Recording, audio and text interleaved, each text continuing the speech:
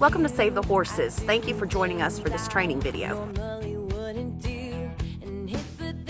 As you can see, we've got a lot of animals out here waiting to eat breakfast. Today we are going to go through and show you a day in the life of a volunteer at Save the Horses, how we run our shifts, and just give you an idea of what you can look forward to when you come here to visit. If you wonder, most of our horses have come from abuse situations. They're neglected. We have some that are abandoned, and then we simply have some that just cannot be taken care of by their owners any longer, so we take them for them and try to rehome them. That is our main purpose here, is to get these horses in, rehabilitate them if necessary, and then rehome them.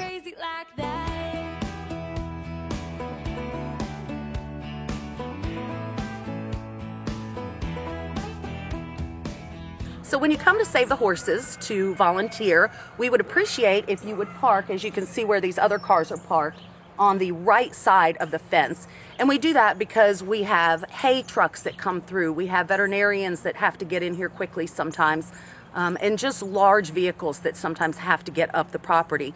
So if we've got cars parked all over the place, they usually can't get through. So again, you just park along that fence line and walk up the driveway and ask for a lead when you get here. Every shift has a lead, and you just ask for the lead, and then we will take you with us and show you what we do each day.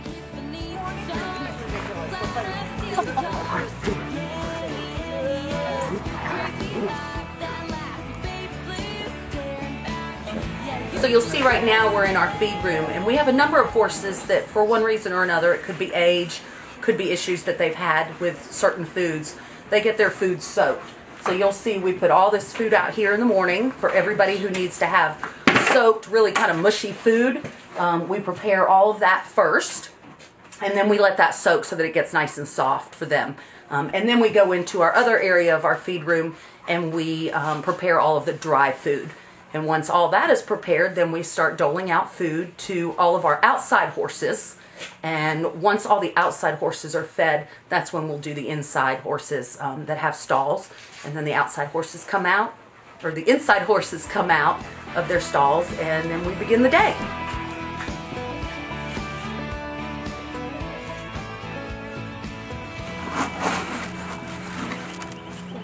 That one.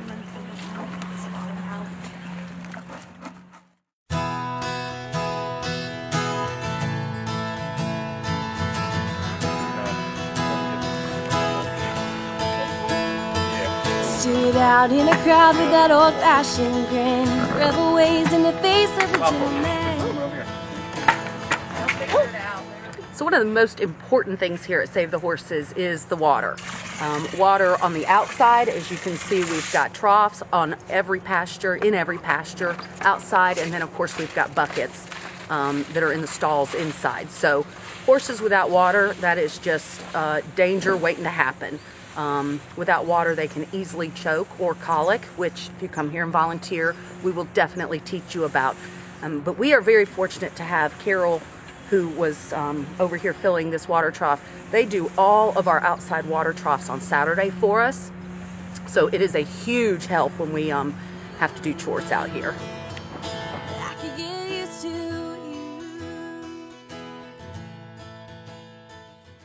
Should I take this wood out of the water? That is actually a great question. We keep these wood boards in all of our outside water troughs because we end up getting squirrels and birds and mice that obviously they want to drink as well, but they end up falling in and then they can't get out. So if you've got a board in your water trough, it gives them something to jump off of and lets them get out instead of unfortunately drowning, which has occurred here before. So yeah, we keep them in there for that. You're just in time. I could get used to brown eyes talking crazy at midnight. Good night. So this is Venti. She has been with us for a little while, and for a while we thought as she leaves, she has COPD, so she's got a little bit of a breathing issue. But if you noticed on the previous pictures of her, she has a little bit of a fat cheek on one side. And what we call that, I call it, is food cheek. And basically food, if their teeth, if they don't have teeth back there, food can get stuck up in between their teeth and their cheek, and so they'll end up getting a little puffy. So believe it or not, what we do for that is stick our finger in there and pull it out. So I know it seems crazy, but they don't need to walk around with that packed in there. So if you just take a finger and stick it up there, pull it out, much better.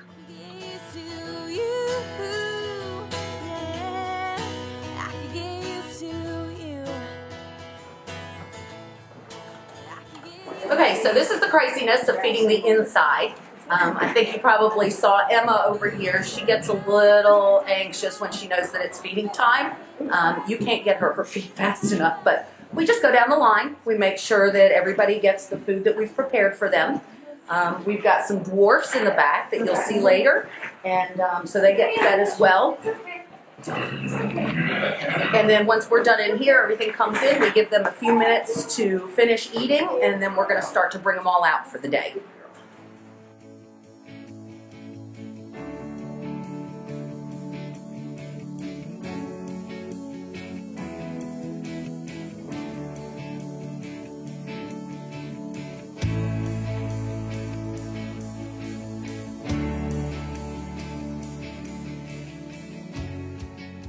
I know that you guys really want to see this, but if you're going to be here, this is one of the main things that you get to deal with is cleaning out the stalls.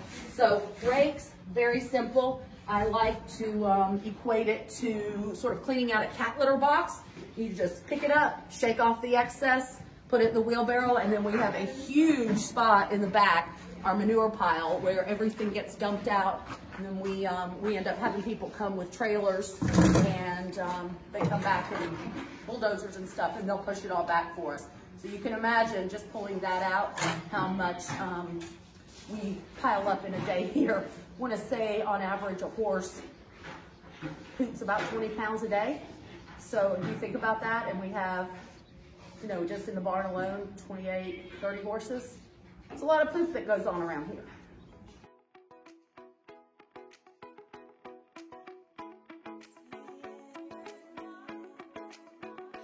Back in the day, it was a highway Subaru blasting those sound waves.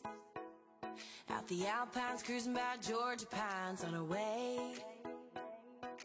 Watching the street lights. Thank you so much for taking the time to watch our video today and learn about Save the Horses.